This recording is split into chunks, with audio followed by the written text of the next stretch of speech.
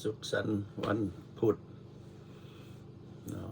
ความสุขขึ้นอยู่กับผู้ฟังเนี่ยความสั่งขึ้นกับผู้บ่มักมื้อนี้อยากมาโอ้ร่มเกี่ยวกับพบความเศร้าเมื่อยแล้ว พี่น้องเคยพบกับบอนเศร้าเมื่อยบ่เนาะคำว่าพบกับบอนเศร้าเมื่อยนี่ย่ำเฮาไปมาตามป่าตามดงเนาะไปพบต้นไม้ใหญ่ๆมันห่มเนาะมันห่มมันเย็นดีโอ้พบแล้วว่าซั่นนั่งลงแล้วก็หันใจแห้งๆเนาะลมพัดมาวิบีม่วนแล้วบาดนี้ก็ลับไปเลยก็มีบางครั้งเพราะมันเมื่อยหลายเนาะอันนั้นก็เป็นบอนหนึ่งอีกพบบอนเศร้าเมื่อยบางครั้งก็ไปพ่อบอนที่พุ่มไม้ที่มันสมควรจะเพิ่งได้เนาะก็ได้ไปเพิ่งอยู่หันบอนมันเย็นๆนั่นแหละบางครั้งก็เข้าไปในป่าในไปพ่อน้ำออกบ่อน้ำค่ำอย่างสิเย็นโอ้พบบอนเศร้าเมื่อยแล้วว่าสันซะเดินทางไปไกลหลายแล้วก็เมื่อยเนาะอันนี้ก็เป็นแนวหนึ่งที่พบกับบอนเศร้าเมื่อยมื้อนี้อยากมา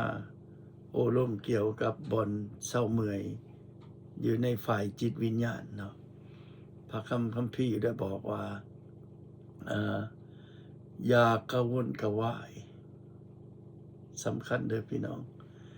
พระคัมภีร์บอกว่าอย่ากระวนกระวายเป็นว่าเนาะ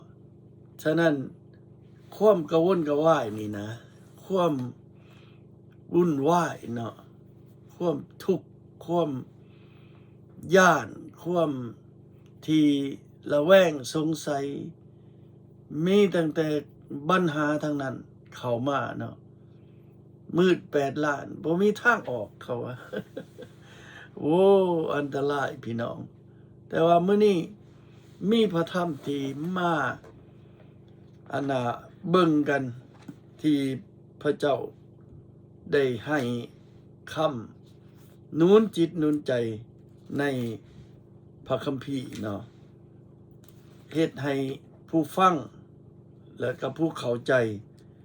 ได้รับการเศร้าเมื่อยได้รับพบบอนเศร้าเมื่อยเนาะหลายคนก็อาจจะบ่เข้าใจเนาะอ่านแล้วก็บ่เข้าใจก็มีเบิ่งแล้วบ่เห็นคักก็มีเนาะฟังแล้วบ่เข้าใจก็เลยบ่ได้พบบอนเศร้าเมื่อยฉะนั้นมื้อนี้บอนเศร้าเมื่อยก็คืออยู่ในพระธรรมคัมภีร์จะมาบอกอยู่ในมัทธิวบท6เนาะพระเยซูกล่าวจังซี่ดังนั้นเฮาจึงบอกพวกเจ้าบ่ให้กระวนกระวายถึงเรื่องอาหารสำหรับชีวิตตน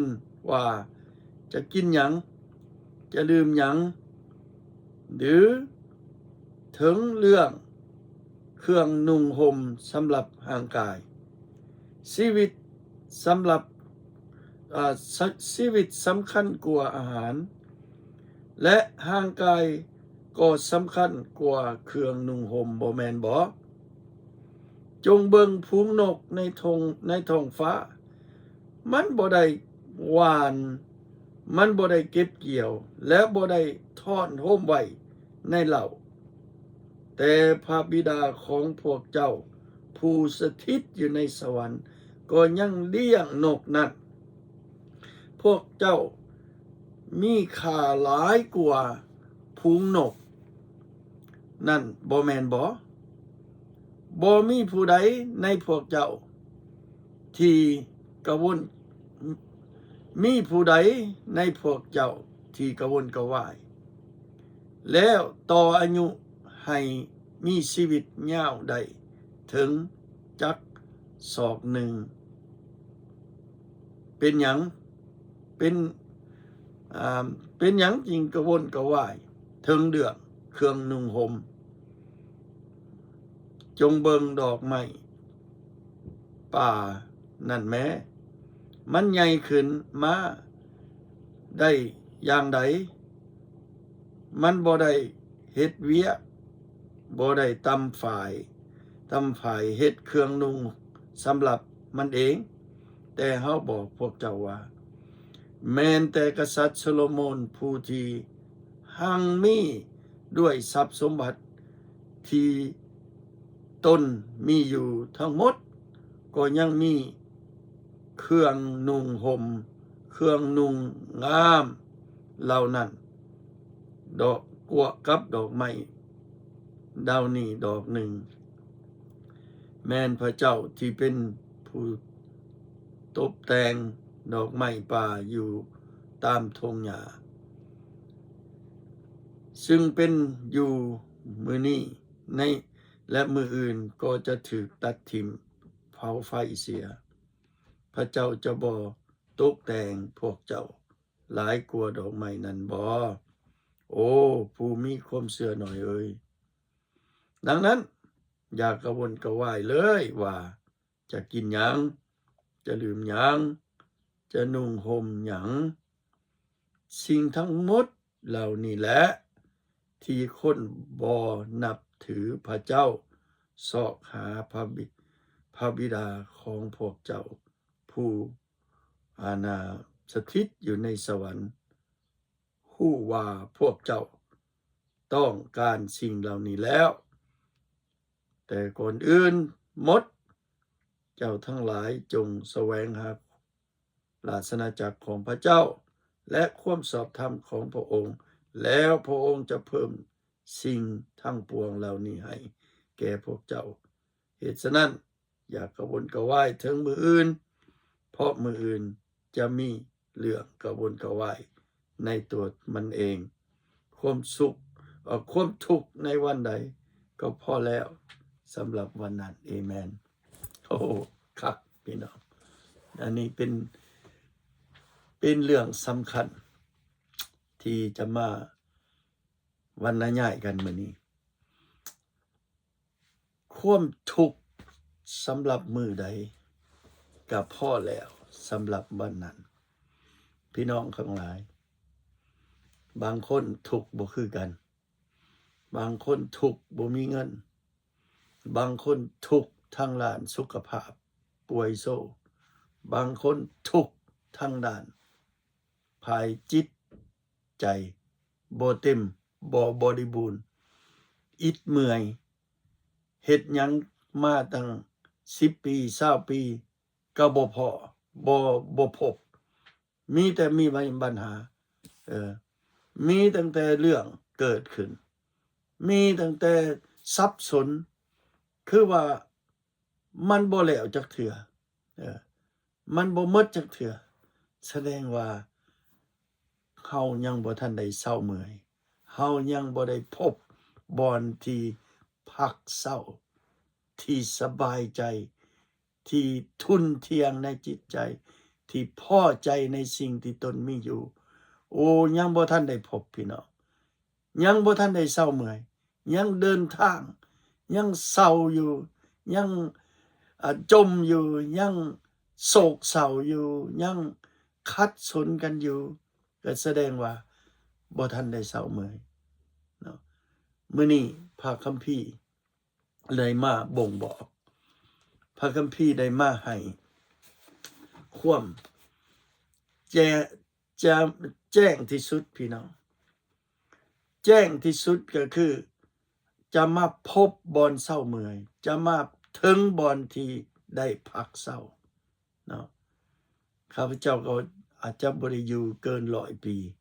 เนาะและหวังว่าผู้อื่นอาจจะมีแนวคิดคือกันเนาะหรือว่าบางคนอาจจะคิดต่างเนาะว่าจะบ่ได้อยู่เกินนั้นหรือว่าอาจจะคิดว่าอาจจะอยู่เกินนั้นหรือว่าตลอดไปก็มีเนาะแต่ความเศร้าเมื่อยของเฮานี่ต้องถามว่าวันใดที่เฮาจะถึงจุดจบในชีวิตของเฮาแต่จุดจบของเฮาน่ะมันอยู่บ่อนใดนะในชีวิตนี้ต้องซอกให้มันได้ ต้องแสวงให้มันพบเนาะเพื่อเฮาจะได้ไล่วันไล่เวลาไล่อายุสังขารเข้าไปว่าเฮาจะอยู่บ่อนใดได้และเฮาจะจบบ่อนใดเฮาจะพบบ่อนใดเนาะแล้วในพระคัมภีร์เนาะพระเยซูได้มาบอกมัทธิวบท6ข้อ33ก่อนอื่นหมดเนาะก่อนอื่นหมดเจ้าทั้งหลายจงแสวงหาราชอาณาจักรของพระเจ้าก่อนและความชอบธรรมของพระองค์แล้วพระองค์จะเพิ่มสิ่งทั้งปวงให้เอเมนพี่น้องทั้งหลายผู้ที่ยังบ่ทันได้แสวงหาความชอบธรรมผู้ที่ยังบ่ทันได้แสวงหาราชอาณาจักรของพระเจ้าสรุปง่ายๆเนาะราชอาณาจักรของพระเจ้ามานำพระเยซูเนาะพระเยซูเท่านั้นที่จะนำเอาราชอาณาจักรของพระเจ้าลงมาในโลกเนาะในเมื่อพระองค์ลงมาพระองค์ได้บอกว่าเฮานี่แหละเป็นประตูเฮานี่แหละเป็นทางนั้นไปถึงพระบิดาเฮานี่แหละเป็นผู้มาบอกข่าวประเสริฐเฮานี่แหละมาไถ่ถอนความผิดความบาปเฮานี่แหละเป็นผู้จะมาตายแทนความผิดความบาปตายแทนความทุกข์โศกตายแทนความวุ่นวายตายแทนความลำบากกากรรมเนาะในโยฮันบท14ข้อ27บอกว่าเฮานำสันติสุขมามอบให้กับพี่น้องให้ทานเนาะบ่เหมือนกับโลกนี่ให้โอ้พี่น้องนี่เฮาจะพบแท้ๆเฮาจะพบกับบอนจุดจบแต่กับบอนที่ได้พักเศร้าเนาะหลายคนเฮาทำงานเอาจนหอดไปบ่รอดเลยจนว่ามื้อนี้เจ็บขามื้อนี้ปวดแขนมื้อนี้เจ็บหลังโอ้ต้องได้ไปนะหมายความว่าถึงแม่นอายุนี่ฮอดเกษียณเนาะเพิ่นเอิ้นว่า retirement เพิ่นว่าโอ้ฮอดหันก็บ่หยุดเพราะว่ายังอยากได้เพิ่มเนาะฮอดหันก็ยังบ่พอยังสิได้อยากได้เพิ่มเนาะมีแท้เงินในแบงค์มีแท้เงินอยู่ในถุงเงินก็มีอยู่รถก็มีขี่แต่ว่า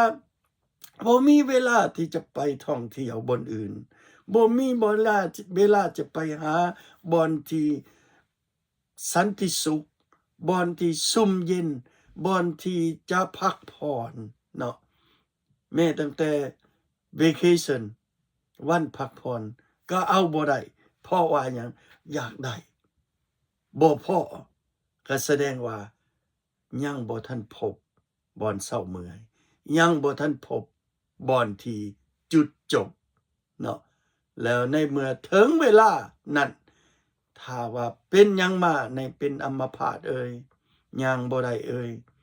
หรือกินบ่ได้เงินที่สะสมทรัพย์สมบัติที่มีหลายกว่านั้นในฮอดมือที่ลับตาลาโลกในเมื่อเฮาจะไปมีแต่อันเดียวเสื้อส่งตัวหนึ่งนุ่งจบหมดเท่านั้นที่เอาไปได้สิ่งของในโลกนี้ที่สร้างมาสะสมมาบ่ว่าเครื่องนุ่งบ่ว่าอาหารการกินบ่ว่ารถล่าง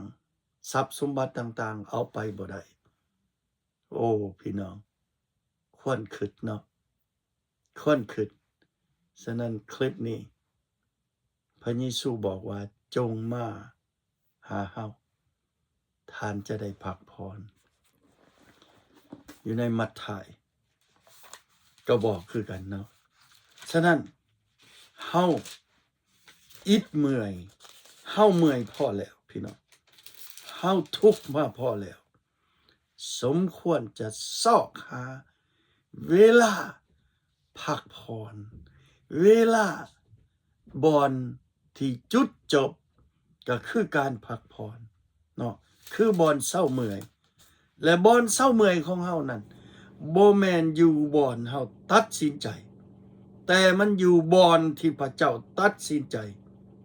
ให้เฮาเนาะในเมื่อผู้ใดที่เฮ็ดเวียกอันหนักหน่วงและแบกภาระหนักจงมาหาเฮาและเฮาจะให้พวกเจ้าได้รับความเศร้าเมื่อยอยู่ในมัทธิวบท11ข้อ28พี่น้องพระเยซูบอกว่าจงมาหาเฮาบรรดาผู้เฮ็ดเวียกหนักหน่วงผู้ที่แบกภาระหนักผู้ที่พบปัญหาต่างๆการเจ็บการปวดใดๆมาหาเฮาบทที่11ในมัทธิวเนาะข้อ28และข้อ29บอกว่าจงเอาแอกของเฮาแบกไว้แล้วเฮียนหูจากเฮาเพราะว่าเฮาเป็นผู้อ่อนสุภาพและทอมใจลงแล้วจิตใจของพวกเจ้าจะได้พบความเศร้าเมื่อยอีกแล้วเนาะด้วยว่าแบกของเฮาก็เหมาะสมเพิ่นว่าและภาระของเฮาก็เบาโอ้ขอบคุณพระเจ้าเสริมกำลังเสริมแนวคิดเสริมให้พี่น้องเอาไปคิดเนาะโอ้เป็นพระธรรมที่มาบอกได้พี่น้องเนาะมันเข้าหูเฮาแล้วบ่มันเข้าสมองเฮาแล้วบ่มันเข้าใจเฮาแล้วบ่จิตใจเฮาแล้วบ่ตัวนี้แหละคันถ้าเฮานั้นยินมันจะเข้าคันถ้าเฮาฟังและรับเอามันจะเข้าคันถ้าเฮาบ่ฟังหรือฟังแล้วบ่รับเอาก็บ่เข้าเนาะหรือได้ยินแล้วบ่ปฏิบัติก็บ่เข้าคือกันพี่น้องทั้งหลายความเศร้าเมื่อยบ่มีจุดจบนอกจากมาหาพระเจ้านอกจากมาหาพระเยซูนอกจากถวายจิตใจท่านจะมีเฮือน10หลัง20หลัง100สั้นในวันนั้นจะบ่ได้เอาไปนำในวันนั้นมีแต่เสือฆ่าขิงเนาะในวันนั้นทั้งหมดบ่ได้มีค่าสำหรับที่ท่านได้ทำมาสะสมมาในวันนั้นท่านจะบ่ได้ต้องการหยังแล้งเป็นท่านต้องการก็เอาไปบ่ได้เนาะพระคัมภีร์เว้าจริงบ่ได้ตัวขอฝากคลิปนี้ไว้กับพี่น้องขอพระเจ้าอวยพรสบายดี